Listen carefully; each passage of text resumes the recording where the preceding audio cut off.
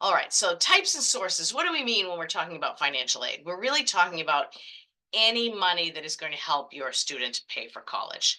And we usually categorize that into three main types: grants and scholarships, which is gift aid, money that is awarded to the student and the student does not need to repay. Um, Although sometimes there are different definitions for grants and scholarships. They sometimes are also interchangeable. So the thing to know about grants and scholarships mostly is that they're both the best type of aid because they are awarded to the student and don't need to be repaid. And then a couple of other types of aid are federal work study.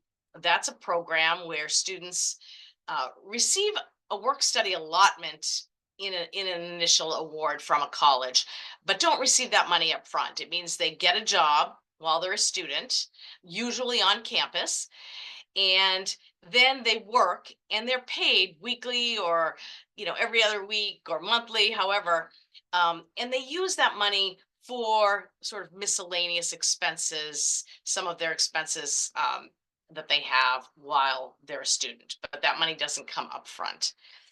And then a third category is federal student loans.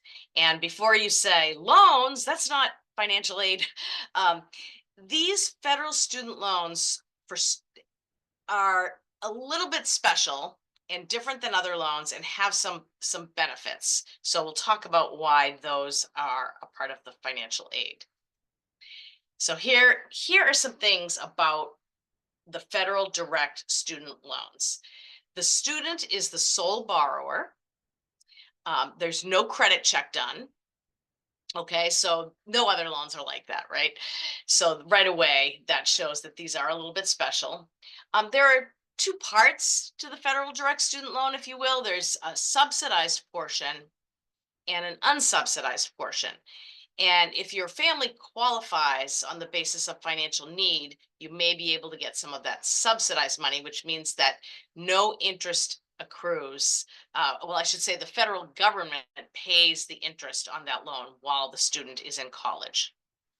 Whereas the other part, the unsubsidized part, the interest does accrue while the student is in college.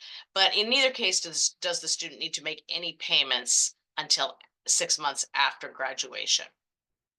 The current interest rate on these loans is 6.53. It's a fixed interest rate for this year. The 25-26 rate will be set about May 2025. So that would be the rate that your students would receive in their freshman year. And once a student takes a loan, that interest rate stays fixed for the life of that loan. And then the next year, it might be a different interest rate, and the same thing would apply. As you can see on the right, the maximum amounts, the limits for these loans are: freshman year, student can borrow 5,500, sophomore year, 6,500, and then 7,500, 7,500, junior and senior year.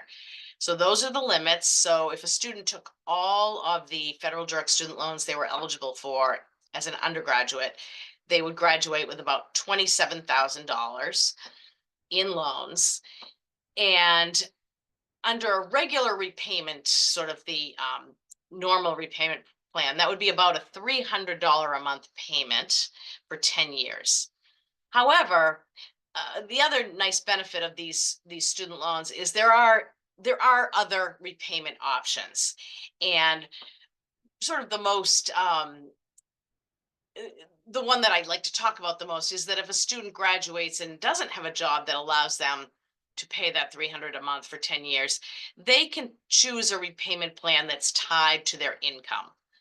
And so they could maybe pay a lower amount and spread it out a little longer, but always knowing that you can always prepay on these loans at any point.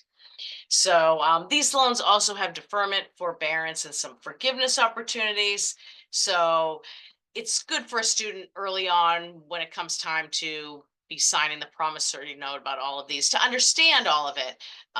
But with all these special benefits, that's why they're considered financial aid. And probably if borrowing needs to be in the picture, this is the way to go first.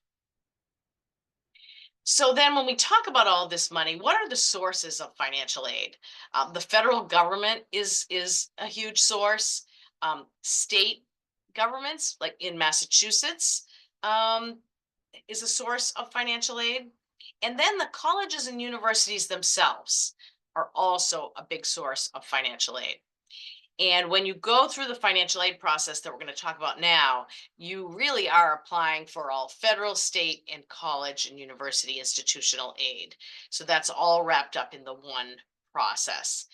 The one piece that's a little bit outside that is any outside scholarships, let's say through your employer or through the Coca-Cola Foundation or something like that, through your school, those students will apply for those separately.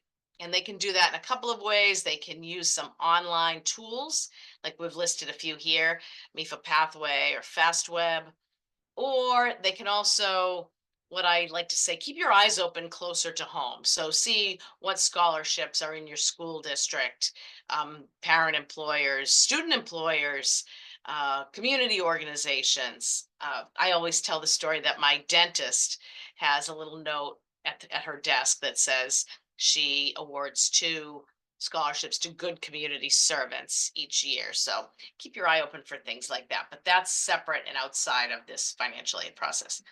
And we'll end with on this slide with the good news that $177 billion was awarded to undergraduate students in 22-23. So there is a lot of money out there, and it's a very good idea to apply for financial aid. And then how is this money awarded? It's awarded basically in 2 ways, and sometimes a combination, but some of it is awarded based on merit. And that means it's awarded in recognition of your students' achievements, academic, artistic, athletic.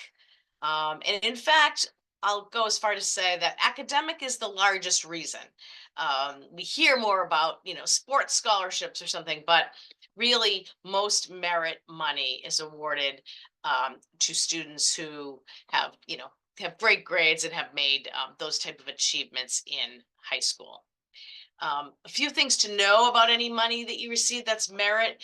That it might have some criteria in order to keep that scholarship in future years. So the college might award a merit scholarship, but say that the student needs to keep a 3.0 grade point average to keep that. So just good to find out what those criteria are. Not every college has merit money. For example, the easy one that the example is Ivy League colleges don't have any merit money. It's all based on need. When you're perusing the college websites, it's good to just check in the admissions and financial aid section to see if there's some type of special financial aid application for any merit money. Most of it, goes through this normal financial aid process. But some may have a special application and may have early deadlines. And then money that's not awarded based on merit is awarded based on financial need. And that's need as determined by a formula that's part of this financial aid process that we'll talk about. And need-based financial aid can come in all forms: grants, loans, work study, and most financial aid is need-based. And one thing students do need to be doing is making satisfactory academic progress as determined by the college to continue to receive their need-based aid.